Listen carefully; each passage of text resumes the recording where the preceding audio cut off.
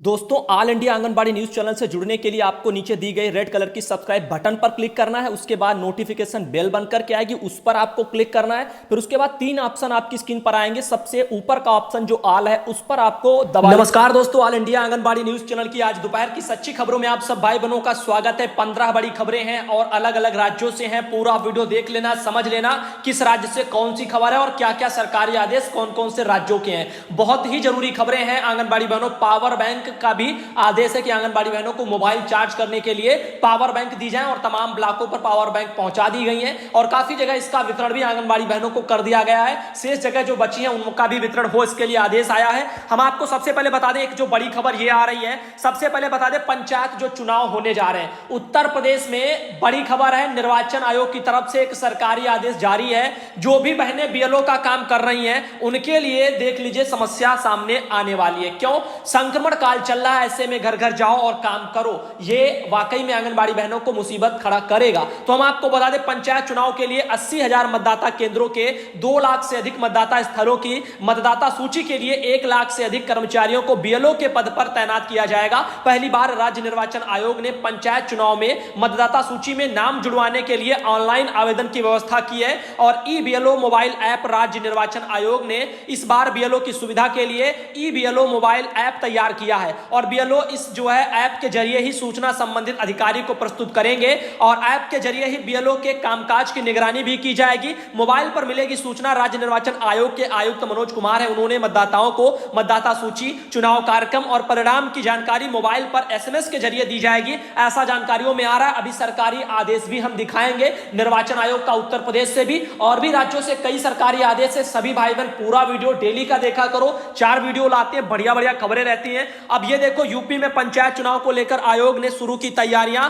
ऐसे आपको व्हाट्सएप के माध्यम से भी जानकारियां इधर उधर से मिल भी रही होंगी कि 1 अक्टूबर से यूपी में शुरू होगा मतदाता सूची का पुनरीक्षण और 1 अक्टूबर से 12 नवंबर तक बीएलओ का घर घर जाकर के गणना किया जाएगा। तो बीएलओ बहनें हमारी आंगनबाड़ी हैं और आंगनबाड़ी बहनें घर घर जाकर के गणना आप लोगों को करनी है और 1 अक्टूबर से 5 नवंबर तक मतदाता ऑनलाइन भी जो है कर सकेंगे आवेदन, ऐसा भी सुविधा रहेगा।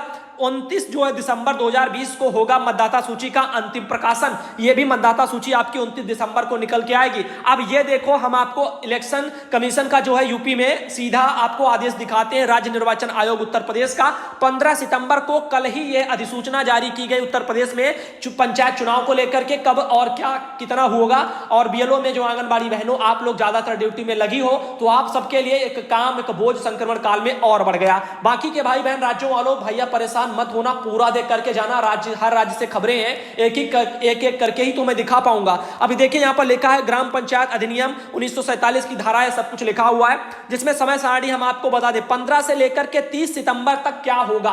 तो 15 सितंबर कल थी और कल से लेकर के 30 सितंबर तक कार्यक्रमों में होगा कि किसी ग्राम पंचायत के आंशिक भाग के अन्य ग्राम पंचायत अथवा नगरीय निकाय में समाहित होने की स्थिति में विलोपन की कार्रवाई और बीएलओ एवं पर्यवेक्षकों को उनके कार्य क्षेत्र का आवंटन कर दिया जाएगा। उन्हें तत्संबंधी जानकारी दी जाएगी तथा स्टेशनरी आदि का वितरण, उपयुक्त दोनों जो कार्रवाई है वो पृथक पृथक तथा समानांतर चलेंगी। मतलब कहने का कि जो भी आंगनबाड़ी होंगे बीएलओ में, जो भी पर्यवेक्षक होंगे, उन सबको उनका क्षेत्र सौंपा जाएगा, कहां पर उनकी कहां ड्यूटी है, कौन कौन बीएलओ बनेगा कहां कहां के लिए। अब उसके साथ ही जो सामग्री होती है, स्टेशनरी वगैरह का सामान बीएलओ से जुड़ा हुआ, वो सब भी उन लोगों को पकड़ा दिया जाएगा। कब तक? 15 से लेकर के 30 सितंबर तक आप लोगों को ये सब कुछ मिल जाएगा। इसके बाद 1 अक्टूबर से देखो क्या कार्यक्रम शुरू हो रहा है उत्तर प्रदेश में। 1 अक्टूबर से लेकर के 12 नवंबर तक उत्तर प्रदेश की आंगनबाड़ी बहनों बीएलओ द्वारा घर घर जाकर के गणना और सर्वेक्षण करने की अवधि रहेगी। साथ ही देख लो, उसके बाद 1 अक्टूबर से लेकर के 5 नवंबर तक क्या है, साथ में ये भी चलेगा, ऑनलाइन आवेदन की अवधि वगैरह भी चलेगी। अपने आप भी जो है लाभार्थी अपना जो भी पंजीकरण चाहेंगे वो कर सकते हैं। 6 नवंबर से लेकर के 12 नवंबर तक क्या चलेगा, ऑनलाइन प्राप्त आवेदन पत्रों की घर घर जाकर के जांच करने की अवधि रखी जाएगी। तो घर घर जाकर के जांच कौन करेगा? बीएलओ करेगा। बीएलओ कौन? आंगनबाड़ी। मुसीबत किस पर? आंगनबाड़ी पर। आगे देखिए अगला मैसेज, 13 नवंबर 2020 से 5 दिसंबर 2020 तक क्या कार्यक्रम रहेगा। ड्राफ्ट नामावलियों की कम्प्यूटरीकृत वगैरह पांडुलिपि तैयार कराई जाएगी, यानी जो ड्राफ्ट वगैरह जाएंगे उन सबका नामावलियों में कंप्यूटर के द्वारा एक जारी पांडुलिपि तैयार होगी, यानी लेटर मान लो या सूची मान लो, सूची जारी की जाएगी। आगे देखो 6 दिसंबर 2020 तक क्या होगा, 6 दिसंबर 2020 तक जो है ड्राफ्ट मतदाता सूची का प्रकाशन भी हो जाएगा, यानी नई वाली आपकी पंचायत चुनाव की लिस्ट जारी हो जाएगी। आगे देखो 6 दिसंबर 2020 से 12 दिसंबर 2020 तक यह भी होगा कि ड्राफ्ट के रूप में प्रकाशित निर्वाचक नामावलियों का निरीक्षण भी होगा, और साथ ही 6 दिसंबर से 12 दिसंबर के बीच में ही दावे एवं आपत्तियां भी प्राप्त होंगी। 13 दिसंबर 2020 से 19 दिसंबर 2020 तक दावे एवं आपत्तियों का निस्तारण भी हो जाएगा, और 20 दिसंबर 2020 से 28 दिसंबर 2020 तक दावे और आपत्तियों के निस्तारण के उपरांत पूरक सूचियों की पांडुलिपियों की तैयारी तथा उन्हें मूल सूची में यथास्थान समाहित करने की कार्रवाई भी होगी, और 29 दिसंबर 2020 को निर्वाचक नामावलियों का जन सामान्य के लिए अंतिम प्रकाशन भी कर दिया जाएगा। तो 29 दिसंबर को आपके सभी जो है जन सामान्य के लिए भी वही सूची सभी नामावलियों वाली प्रकाशित कर दी जाएंगी। एक बड़ी खबर मैं आपको बता दूं, इलेक्शन कमीशन की तरफ से उत्तर प्रदेश में आ रही है आपके पंचायत चुनाव से जुड़ी हुई। आगे इसमें कुछ और भी चीजें हैं, जैसे ध्यान क्या रखना है आप लोगों को, क्योंकि संक्रमण काल चल रहा है, काम भी करना है और ध्यान भी रखना है। इसमें लिखा है अपने मोबाइल पर आरोग्य सेतु ऐप डाउनलोड रखना होगा, अनिवार्य है। साथ ही किसी कार्मिक जब क्षेत्र में जाए फेस मास्क लगाए रखना होगा। किसी भी घर के या 1 या 2 सदस्यों से ही सोशल डिस्टेंसिंग का पालन करते हुए 2 गज की दूरी से वार्ता की जाएगी, और अपना इलेक्शन कमीशन को लेकर के जो भी बीएलओ में आपको काम सौंपे जाएंगे आप दूर से लेकर के 2 गज की दूरी से उनसे पूछेंगे, वो भी परिवार के 1-2 ही सदस्य से। अब देखो अनावश्यक भीड़ इकट्ठा करके एक साथ कई परिवारों का विवरण दर्ज नहीं किया जाएगा, सबसे जरूरी है। साथ ही सैनिटाइजर वगैरह की सीसी साथ रखना होगा, और किसी भी अभिलेख को देखने या हस्ताक्षर कराने के पश्चात हाथों को सैनिटाइज करना होगा। देखो बड़ा अधिकारी होगा तो उसको सीसी खरीदने में सैनिटाइजर की दिक्कत नहीं है, लेकिन ये 4000 पाने वाली आंगनबाड़ी जिनका उत्तर प्रदेश में पहले से 2 माह से मानदेय नहीं आया है, और जब ये ऐसा काम करेंगे और पता नहीं कब तक मानदेय उत्तर प्रदेश में बाधित रहेगा, जो है 65 वर्ष वाली छटनी का हवाला देते हुए, तो ऐसे में ये कहां से सीसी खरीदेंगे, एक बड़ा सवाल है। क्योंकि 150-200 रुपए की सैनिटाइजर की छोटी सी बोतल आती है, वो जहां जहां जाएंगी और वो तो एक दिन में ही जो है खत्म हो जाएगी। आगे देखो अगला, कार्मिक कंटेनमेंट जोन में नहीं जाएंगे, और कंटेनमेंट जोन समाप्त होने पर उनके द्वारा सत्यापन कार्य किया जाएगा, यानी जहां कहीं भी केस ज्यादा है वहां पर यह काम किया भी नहीं जाएगा, कंटेनमेंट जोन में कोई नहीं जाएगा। आगे लिखा, यदि किसी कार्मिक को कोविड-19 के लक्षण हो या कोविड पॉजिटिव हो तो उसे इसकी सूचना तत्काल यथास्थिति अपने उच्च अधिकारियों को भी दिया जाना आवश्यक है। मनोज कुमार जी है, राज्य निर्वाचन आयोग उत्तर प्रदेश से, उनका यह लेटर आप लोग देख रहे थे। तमाम जो है विभागों को यह लेटर भी देखो यहां भेज दिया गया, लगभग 29 चीजों को ये साथ में जो है प्रतिलिपियां विभागों में भेजी गई हैं। वहीं पर दोस्तों अगला सरकारी आदेश देखिए, मैंने कहा था सभी राज्यों के भाई बहन पूरा डेली का वीडियो देखा करो। बिहार सरकार ने एक आदेश निकाला है 14 सितंबर को, परसों, जो आपका प्रोक्योरमेंट पदाधिकारी NNM ICDS की तरफ से है सभी जिला प्रोग्राम पदाधिकारियों को, यानी पूरे बिहार की बहनों आप लोग ध्यान से सुनिए, पावर बैंक की आपूर्ति के संबंध में आदेश निकल गया है। और आपको बता दें यहां पर साफ साफ लिखा हुआ है कि यहां पर पोषण अभियान अंतर्गत राज्य के सभी जिलों के सभी 544 परियोजनाओं के सभी आंगनबाड़ी सेविकाओं को पावर बैंक देने हेतु कुल एक जो है यहां पर लिखा हुआ है 1,20,454 पावर बैंक की आपूर्ति MS प्लैनेट वगैरह इंफ्रास्ट्रक्चर वगैरह मैनेजमेंट प्राइवेट लिमिटेड वगैरह कोलकाता के द्वारा जिलों के सभी 544 जो है बाल विकास परियोजना पदाधिकारी के कार्यालय में भी जो है किया जा रहा है और आपूर्ति की जा रही है। सामग्री की जो है परियोजनावार सूची प्रासंगिक पत्र द्वारा पूर्व में ही संलग्न कर आपूर्ति से संबंधित प्राप्त जो है प्रतिवेदन विहित प्रपत्र में मांग की गई थी, परंतु प्राप्त जो है प्रतिवेदन निदेशालय को अब तक जो है अपर्याप्त है, यानी भेजे नहीं गए हैं। तो पावर बैंक को लेकर के यहां पर जानकारी आ रही है कि आपूर्ति कर दी गई है, ऊपर से भेज दी गई है, और काफी जनपदों में आपने देखा भी है कि बिहार में पावर बैंक बहनों को मिल भी गई है। जो बहनें बिहार में जिनको मिली है वो जीता जाता उदाहरण है, गवाह है। लेकिन जहां जहां नहीं मिली है वो लोग धैर्य रखें, आपके वहां पर भी मिलेंगी। जहां जहां फोन बटे हैं उनके लिए ही है, जहां फोन ही नहीं मिले होंगे जबरन खरीदवाए जा रहे हैं उनको पावर बैंक थोड़ी देंगे। तो ये सब चीजें आप लोग ध्यान रखिए, और ICDS Pro जीमेल जो है @gmail.com पर भेजना सुनिश्चित करें। ये अधिकारियों को मैसेज गया है पावर बैंक की सूचना को लेकर के, कहां कहां बटी है, कहां कहां जो सब कुछ हो गया है इसके बारे में। तो आगे इसका सभी जगह जो भेज दिया गया सभी जनपदों को। अब आगे बता दें अगला एक और सरकारी आदेश देखिए, बिहार का ही है भाइयों बहनों, 14 सितंबर को जारी है। अब बिहार में प्रधान सचिव की तरफ से या प्रधान सचिव को भेजा है निदेशक ने यह लेटर, लिखा है मनरेगा तथा बाल महिला एवं बाल विकास मंत्रालय के अभिसरण द्वारा वित्तीय वर्ष 2020 से 21 में आंगनबाड़ी केंद्र भवन निर्माण हेतु लक्ष्य निर्धारित के संबंध में, देखो जो भी लक्ष्य निर्धारित है मनरेगा के साथ में ही आंगनबाड़ी भवन बनते हैं। मनरेगा वालों पर ही जिम्मेदारी बाल विकास डालता है कि आंगनबाड़ी केंद्र आप बनवाएंगे और उनको ही पैसा भेजा जाता है। तो उसी संबंध में 2020 और 21 में कितने केंद्र बनने हैं उसके बारे में जानकारी निदेशक ने जो है आपके मांगी है, किससे? प्रधान सचिव से। तो आपको बता दें, लिखा है आंगनबाड़ी केंद्र भवन का निर्माण का कार्य ग्रामीण विकास विभाग मनरेगा द्वारा महिला एवं बाल विकास मंत्रालय के अभिसरण द्वारा किया जाना है। वित्तीय वर्ष 2020 और 21 में जिलावार आंगनबाड़ी केंद्र भवन के निर्माण का लक्ष्य ग्रामीण विकास विभाग से अब तक अपर्याप्त है। ग्रामीण विकास विभाग मनरेगा द्वारा निर्धारित लक्ष्य के अनुरूप ही आंगनबाड़ी केंद्र निर्माण की जिलावार राशि का आवंटन किया जाता है।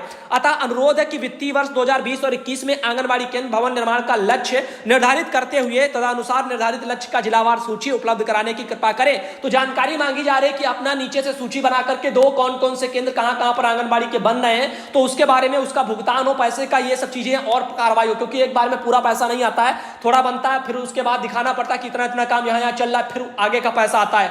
तो इसी संबंध में जानकारी मांगी जा रही है भवन निर्माण को लेकर के, लेकिन अधिकारी अपनी जो लापरवाहियां बरतते हैं जिसके चलते ये सब काम ऐसे अधूरे पड़े रहते हैं, पैसा आता है डकर जाता है, ये सब होता है, लेकिन आंगनबाड़ी की खस्ता हालत केंद्रों की कभी नहीं सुधर पाती। अब आगे बता दें, अगला मैसेज देखो बिहार सरकार का ही है और 14 सितंबर को जारी है, और इसमें लिखा है जिला प्रोग्राम पदाधिकारी लोगों को श्यामा प्रसाद मुखर्जी रूबर्न वगैरह योजना अंतर्गत अनुमोदित परियोजना के अधीन आंगनबाड़ी केंद्र भवन निर्माण एवं शौचालय तथा किचन शेड के निर्माण हेतु राशि आवंटन के संबंध में, देख लो इसके लिए भी पैसा भेजने के संबंध में आदेश हम दिखा रहे हैं। आंगनबाड़ी केंद्र भवन निर्माण, शौचालय और किचन शेड, इसके लिए इसमें लिखा है उपयुक्त प्रासंगिक विषय पत्र के आलोक में निर्देशानुसार कहना है कि श्यामा प्रसाद मुखर्जी रूबर्न वगैरह मिशन योजना इससे संबंधित किसी भी प्रकार की सूचना निदेशालय को उपलब्ध नहीं है।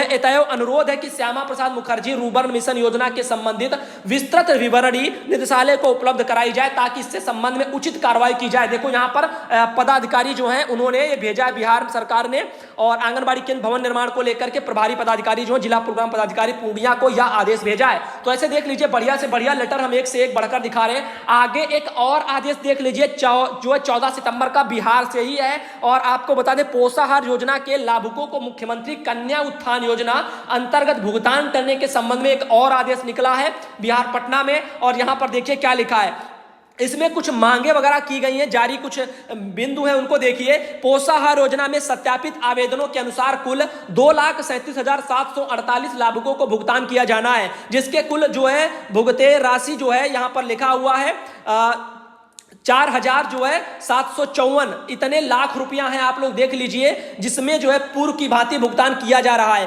पोषाहार योजना के लाभुकों को एनआईसी के माध्यम से विभिन्न मानकों का जांचोपरांत योग्य लाभुकों को जो है मुख्यमंत्री कन्या उत्थान योजना अंतर्गत पंजीकृत किया गया है। इसकी सूचना निदेशालय लाभुकों को विज्ञापन जो है एवं एसएमएस के माध्यम से दी गई है। साथ ही पोषाहार योजना के अंतर्गत प्राप्त आवेदनों में मुख्यमंत्री कन्या उत्थान योजना अंतर्गत लाभुकों का सत्यापन एवं भुगतान प्रक्रिया, पेमेंट फाइल वगैरह पूर्व की तरह वर्तमान में एनआईसी के माध्यम से की जा रही है। आगे लिखा है विदित हो कि पोषाहार योजना अंतर्गत लाभुकों से ऑनलाइन आवेदन एनआईसी वगैरह के माध्यम से प्राप्त किया गया है। निर्देशानुसार पोषाहार योजना के 0 से 1 वर्ष के लाभुकों को चिन्हित कर उसके पात्रता का सत्यापन विभिन्न मानकों यानी पीएफएमएस आधार पर स्वास्थ्य विभाग द्वारा जो है आदि से एनआईसी के द्वारा करते हुए मुख्यमंत्री कन्या उत्थान योजना अंतर्गत पंजीकृत किया गया है। योग्य लाभुकों को पूर्व से स्वास्थ्य विभाग अथवा महिला विकास विभाग के द्वारा भुगतान नहीं किया गया है। इसकी जांच भी एनआईसी के माध्यम से की जा रही है, और अतः इन योग्य लाभुकों का भुगतान समाज कल्याण विभाग पत्र संख्या पढ़िए 17/1/2020 से